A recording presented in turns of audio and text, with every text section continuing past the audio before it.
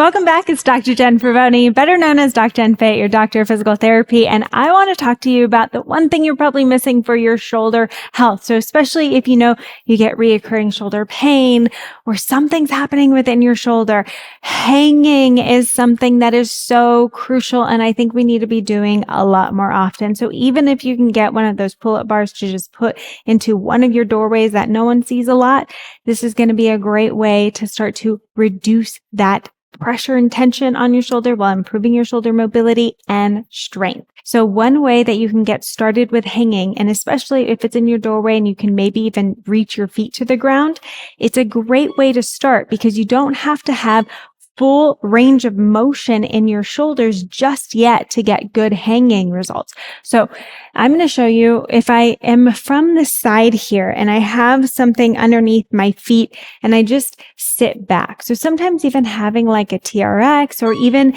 if you don't yet have something, but you can tie up an old scarf, like make a knot in it, put it in your doorway, close the door, and then hang on the scarf. So into like a deep squat or something, that's going to take you into like a back position here. But what is great about this is we're already getting that hanging kind of effect without having to put your shoulders in that full range of motion, especially if you don't have full range of motion of your shoulders yet. So just sitting back, you want to think about breathing from the sides of the rib cage, really expanding, and then long exhale and relaxing. So trying to relax from your shoulders as much as possible. Obviously, your forearms and your grip is going to be working a ton here, which is also great for shoulder health. But just starting to expand from the rib cage, expand around where the shoulder blades glide is going to help to reduce some of that shoulder tension and improve that shoulder mobility.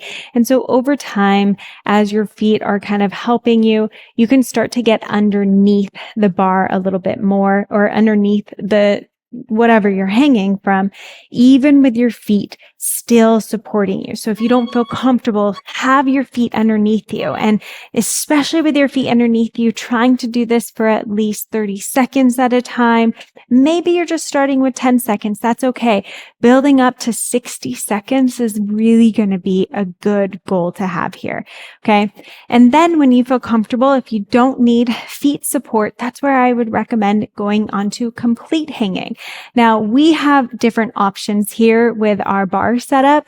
So if you don't, obviously a lot of people will just have the straight bar, which is fine. It puts your shoulders in a little bit different of a range of motion. Okay. So I like the inside bars because if I'm reaching overhead, my thumb is usually up.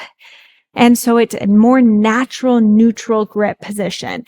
But if you need to, it's okay to be out as well. Okay. That's totally fine. So I'm going to show you in that neutral grip position first. So if you have access to that, that's a great place to start. So you want to just start with totally passive hanging here, meaning I'm just relaxed in my shoulders and I'm going to expand from that rib cage. Expanding and breathing. Feeling a stretch through my lats. And again, working from 10-second holds all the way up to 60-second holds if you can start to tolerate that. And then that's where you can then start to switch into an active hang. So with this hanging here, you're going to think of pulling those shoulder blades down. And now I'm actively engaging from my scapular muscles and seeing how long I can hold here. Okay. And then eventually that's where you can start to work over after you're good with the passive holds. You've been working on the active holds and you're building up the time while doing that. You can even try single arm holds. That's quite advanced, but it's a great way to start to progress that strength and mobility of the shoulders. And I'm telling you, this is so crucial for your shoulder health. So I hope that you find some time to hang. Don't forget, if you love what you're learning, I have so much more in stock for you. So hit that subscribe button, check out the other videos I've done in the past, and leave any comments of any suggestions that you have for videos in the future. And I can't wait to help you feel incredible and amazing within your body.